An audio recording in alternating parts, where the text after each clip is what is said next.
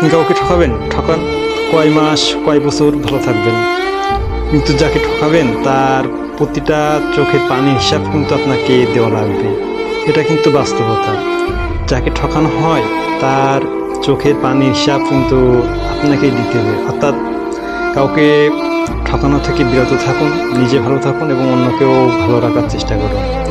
কখনো কাউকে ঠকানো তো চিন্তা করবেন না, বা কারো কোনো বিচার বা কোনো মীমাংসায় কখনো উকিল বা জজ হওয়ার চেষ্টা করবেন না। আর হলেও কখনো অন্যায় অবিচার করবেন না কাউকে। অন্যের হক মেরে দেওয়া, ক্ষতি করা, এটা কিন্তু এক প্রকার ঋণ। এটা দুনিয়াতে থাকতে কিন্তু আপনাকে কারোর না কারোর হাতে কিন্তু এটা ফেরত পেতে হবে।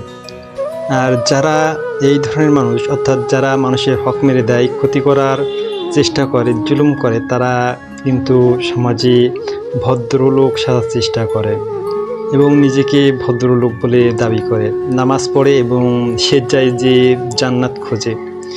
তা এই ধরনের ব্যক্তি যখন সমাজে ভদ্রলোক বেশি নামাজ পড়বে, জান্নাত খোঁজার চেষ্টা করবে, এগুলো ভণ্ডামি ছাড়া আর কিছু বলে আমি মনে করি না। চাকরিজীবী স্ত্রীরা কিন্তু পুরুষের জন্য বেশ বিপজ্জনক, কারণ আপনি আপনার স্ত্রীর চাকরিটা দেখতে পাবেন, কিন্তু তার টাকা কিন্তু আপনি চোখে দেখতে পাবেন না। স্ত্রী চাকরি করলে কিন্তু সেই সংসারে কখনো সুখ হয় না, আপনি কখনো কিন্তু সুখ পাবেন না।